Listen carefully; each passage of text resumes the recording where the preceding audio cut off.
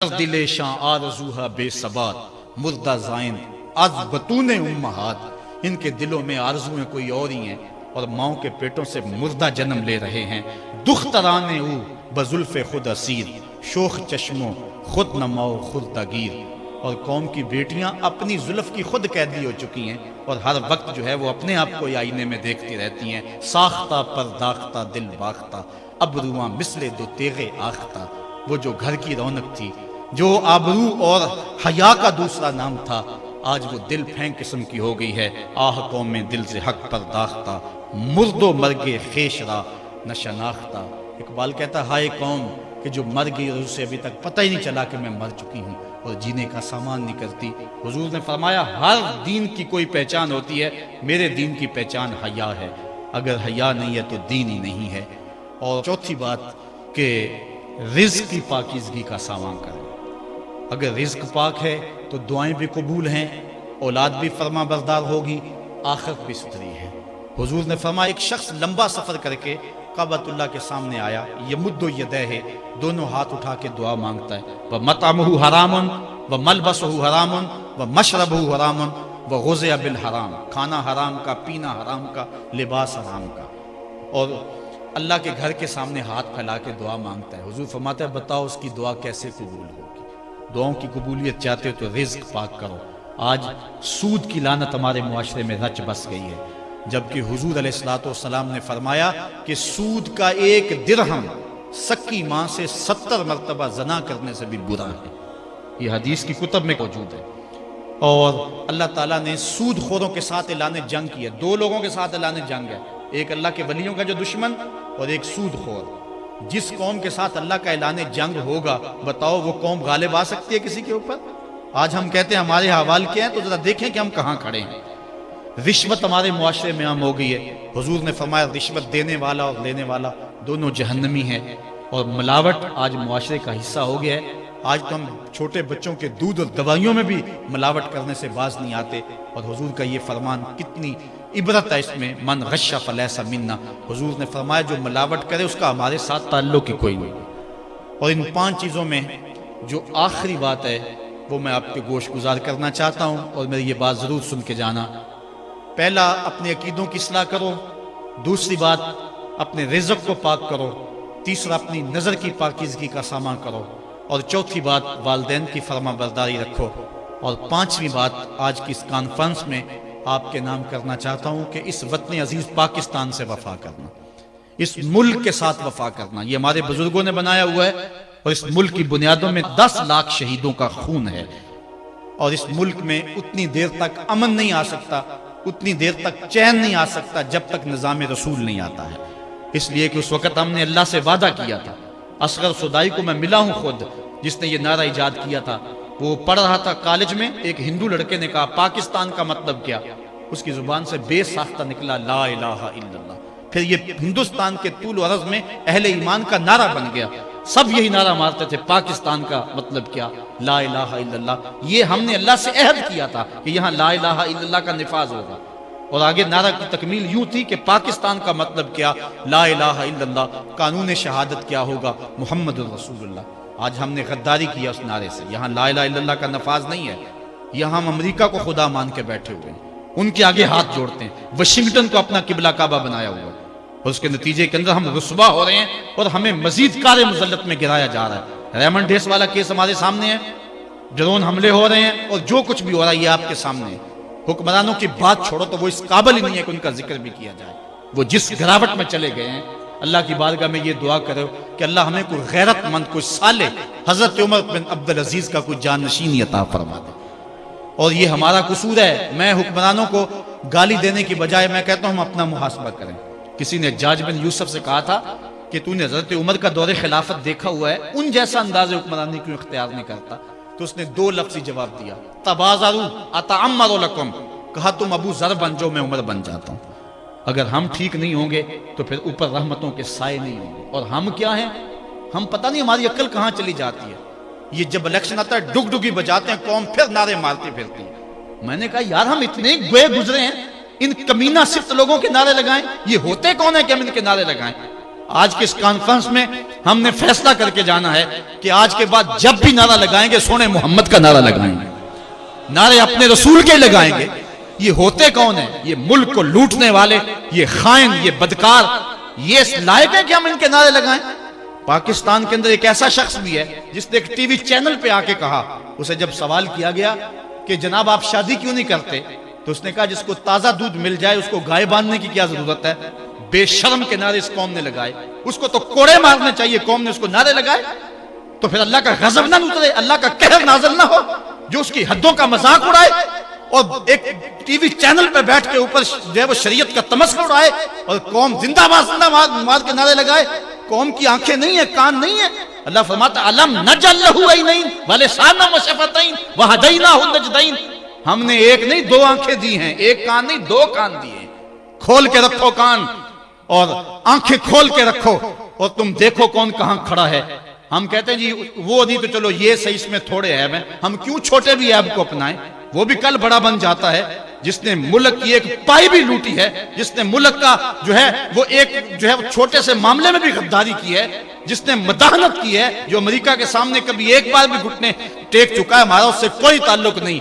गुलाम ख्वाजा गेती पनाहम के दर दीनश मलूकियत हराम। इकबाल कहता है मैं तो उस आका का गुलाम हूं कि जो बादशाहों को उलट के रख देता है। हम बादशाहों को नहीं मानते, हम मोहम्मद अरबी के निजाम के दावेदार। आप देखें अगर नारा लगाना है तो जो है वो ऐवानों तक पहुंचे, उनको पता चले कि कौम बेदार हो चुकी है। ये कौम को हमने बेवकूफ बनाया और डमरू बजाते रहे हैं कौम के सामने।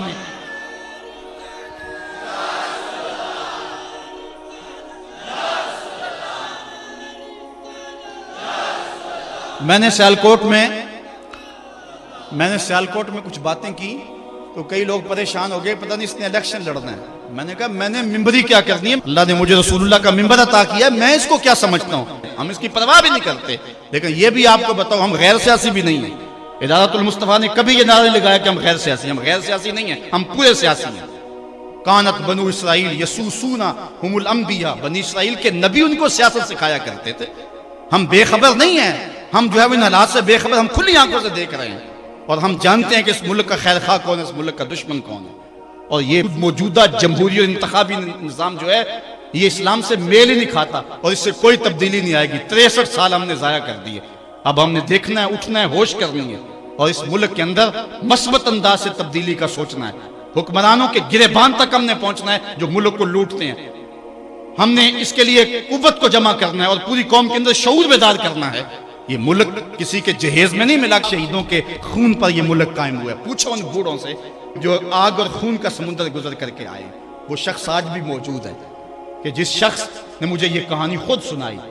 वो कहता है कि हम एक कमाद के खेत में छुप गए सिखों से बचते हुए और वो बेटियां उठा के ले जाते थे। तो एक बच्चा था, खेत के अंदर गर्मी की वजह से वो रोता था और बाहर सिख थे गुजर रहे थे। तो सारे उसकी माँ की तरफ घूर घूर के देखने लगे कि ये बच्चा हमें पकड़वा देगा। तो माँ ने अपने हाथों से उस बच्चे का गला दबा दिया। पाकिस्तान यूं ही नहीं बना है, माओ की गोद से बच्चे छीने गए और कपाम की नोक पे चढ़ाए गए और फिर उन बच्चों को पटक के जमीन पे मारा गया, उनके पेट फटे, अंतड़ियां फैल गईं। माँ ने क्या कहा, पाकिस्तान का मतलब क्या, ला इलाहा इल्लल्लाह। आज वो माँ नहीं पूछेगी तुमको, आज वो बच्चा कयामत में इन हुक्मरानों का गिरेबान नहीं खींचेगा। वो औरतें जिन्होंने कुआं में छलांगे लगा लगा के अपनी आबरू बचाई थी, और वो औरतें जिनकी छातियां काट दी गई थी, और वो औरतें जिनके भाइयों के सामने उनकी आबरू रेजी की गई थी, और वो भाई जिनके हाथ बांध दिए गए उनके सामने उनकी जो है वो बहन की आबरू रेजी की गई थी। आज वो कब्र में तो है। क्या हुक्मरान समझते ये कौम बुद्धू है? अगर कौम बुद्धू भी है तो वो शहीद तुमसे इंतकाम लेंगे। अल्लाह का कोड़ा बरसने वाला है तुम्हारे ऊपर। छोड़ दो इस मुल्क की जान, इस मुल्क को मोहम्मद अरबी के गुलामों के सुपुर्द करो। ये मुल्क हुजूर के नाम पे हासिल किया गया था, हुजूर के ला इलाहा इल्लल्लाह पे हासिल किया गया था। इस मुल्क के अंदर जो है वो हम ला इलाहा इल्लल्लाह का नफाज करेंगे। और ये ऐसे ही नहीं होगा, ये 2, 4, 10, 50 आदमियों की कहानी नहीं है। इसके लिए पूरी कौम को उठना होगा और पूरी कौम को खड़ा होना होगा और इन लोगों का एहतसाब करना होगा, कड़ा एहतसाब करना होगा। तुम होते कौन हो कि हमारे मुल्क के साथ ये सलूक कर रहे हो? अमेरिका के नीचे बेची गए यार, कोई गैरत भी होती है, कोई हाल भी होता है। सग वजीरो गुर्ग मीरो बूशरा दरबां शबद, ई अरकान सल्तनत मुल्क रा वीरां कुनंद। दुआ करो अल्लाह मेरे वतन की खैर फरमाए, मेरे वतन की खैर फरमाए। ये लरसता हुआ पाकिस्तान, ये खुद कुछ धमाके, ये यार हुक्मरान, अमरीकी गुलामी, ये गैरत की जिंदगी हम अब जीने का अज़म करेंगे। हम उम्मीदों के चिराग को बुझने नहीं देते, पाकिस्तान मिटने के लिए नहीं। मैंने उस दिन सियालकोट भी कहा था कि लोगों ने तो बैरून मुल्क बंगले खरीद रखे हैं और स्विस बैंकों में उन्होंने करोड़ों अरबों डॉलर जमा करवाए हैं। वो पाकिस्तान के मुस्तकबिल से मुतमईन नहीं है। पता नहीं पाकिस्तान कब कुछ हो जाए, हम उड़ के वहां चले जाएंगे। लेकिन मैं कहता हूं कि तुम्हारा तो जीना मरना इस वतन के लिए है, तुमने तो रहना ही इस मुल्क में है, तुमने तो आखिरी सांस तक इस मुल्क से वफा करनी है। इसलिए हमने चिराग उम्मीद को कभी बुझने नहीं देना और इस पाकिस्तान के लिए जो हम कर सके वो हमने करना है। हमारे लिए सबसे पहला काम अब करने का क्या है? हमारे लिए पहला काम यह है कि हम अल्लाह के हुजूर तौबा करें। जब कोई कौम तौबा करती है अल्लाह सारे गुनाह माफ कर देता है। ये जो हालात हमारे ऊपर बने हुए हैं, अमन खत्म, वो भी हजरत बता रहे थे, बिजली खत्म, टूटी खोलो तो पानी नहीं, बटन दबाओ तो जो है वो बिजली नहीं है, अजीब सूरत हाल, ना गैस है, कुछ भी नहीं है। हम अजीब जिंदगी गुजार रहे हैं। आज अगर एक बंदा घर से बाहर निकलता है तो खैरियत से वापस आ जाए तो 100 बार शुक्र अदा करता है। क्या पाकिस्तान के ये हालात आपके सामने नहीं, ये अल्लाह का कहर और गजब नहीं है? आज अगर सच्ची तौबा कर लें तो अल्लाह पिछले सारे गुनाह माफ कर देगा और कौम को नया बांकपन और नई जिंदगी अता फरमाएगा। आओ आज की इस मजलिस में हम अल्लाह के रास्ते में सच्ची तौबा करके निकलें और अज़म करें, मालिक जो जिंदगी गुजर गई, बाकी जिएंगे मरेंगे तो तेरे लिए। हमारी जिंदगी का एक एक सांस तेरे लिए वक्फ रहेगा। आखिर में मैं इस कॉन्फ्रेंस में आने वाले लोगों को और इदारतुल मुस्तफ़ा के जुमला कारकुनों को ये कहता हूँ कि तुम इस रास्ते के सफ़र को ना छोड़ना। ये कुरान का रास्ता है, अल्लाह का ये करम है कि हमने कुरान का रास्ता अपनाया है। हज़रत अली मुर्तज़ा रज़ियल्लाहु ताला अन्हु फरमाते हैं कि हुजूर अलैहिस्सलाम से पूछा कि हुजूर जब फितने का ज़माना होगा और फितने बरसेंगे तो उस ज़माने में बचने की सूरत क्या होगी? तो हुजूर ने फरमाया अल्लाह की किताब कुरान मजीद। तो शुक्र है तुम्हारे एक हाथ में कुरान है और दूसरे हाथ में मुस्तफ़ा का दामन है और तुमने इसको कुव्वत से थामा हुआ है। इस सफ़र को जारी रखो और आगे बढ़ते चले जाओ। तू रहनवर्द शौक है मंजिल न कर कबूल, लैला भी हम नशी हो तो महमल न कर कबूल। बढ़ते चलो और लोगों को साथ मिलाते चलो, मोहब्बत के दिए बुझने न देना, मुज़ाहमत से नहीं घबराना। हमारी मंजिल बहुत बुलंद है। ये भी होता है जब अब चलते हैं तो बड़े मसाइब होते हैं, हुए हैं हमें और कई अरसों से हो रहे हैं। लोगों ने हमें गालियां भी दी, बुरा भला भी कहा, मेरे वालिद गिरामी को भी गालियां दी गई, क्या कुछ नहीं हुआ, इज्जतें उछाली गई, क्या कुछ नहीं हुआ। लेकिन हम कभी किसी से उलझते नहीं हैं, हमारी मंजिल कोई और है। कायद आज़म के एक पॉलिटिकल सेक्रेटरी थे बम्बई के अंदर, जो सारा दिन बम्बई में रहते और शाम को उनके मकान पे जाके उनके सारी सूरत हाल बताते। तो एक दिन शाम को खाने पे बैठे तो उन्होंने सारे दिन की डायरी बयान की। तो एक वाक़या उन्होंने सुनाया। उन्होंने कहा कि हुआ ये कि आज मैं जा रहा था सड़क पे तो एक लड़का साइकिल पे जा रहा था, तो किसी गाड़ी ने पीछे से टक्कर मारी और उसकी साइकिल गिर गई और उसके जिस्म से खून बहने लगा।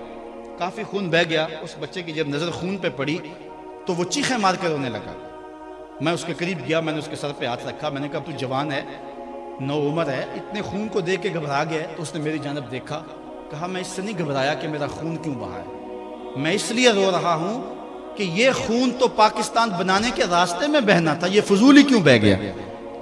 तो ये बात जब कायद आज़म को सुनाई तो वो कहते हैं कि कायद आज़म उठ के खड़े हो गए और कहने लगे अब पाकिस्तान बनने को कोई शय नहीं रोक सकती है जब लोगों के जज्बे ये हों। मैं आपको ये बात सुनाने का मकसद ये रखता हूँ दिल में कि दाएं बाएं से उलझे ना, छोटी छोटी बातों की परवाह ना करें, अपनी सलाहियतों को ज़ाया ना करें। तुम्हारी जवानियाँ, तुम्हारे बुढ़ापे, तुम्हारा इल्म, तुम्हारी सलाहियतें, तुम्हारे शब रोज़ किसी और काम के लिए। तुमने नबी के दीन का झंडा उठा के चलना है। ये पीरी मुरीदी की तहरीक भी नहीं है, ये इदारतुल मुस्तफ़ा। अगरचे लोग हमारे साथ वाबस्ता हैं लेकिन हमारा मकसद ये नहीं है। मेरी ज़िंदगी का मकसद तेरे दीन की सरफराजी, मैं इसीलिए मुसलमान, मैं इसीलिए नमाजी। हमारी ज़िंदगी का यही मकसद है और हम किस हालत में भी हो हम रह नहीं सकते। मुझे बड़ी बात याद आती है और मैं आपको भी कहता हूँ, बिलखुसूस मेरे साथ जो लोग रूहानी ताल्लुक़ कायम कर चुके हैं, तुम्हारा सबसे बड़ा वजीफ़ा दर्स कुरान है। तुम्हारा सबसे बड़ा वजीफ़ा जो तुमने अदा करना है वो दर्स कुरान है।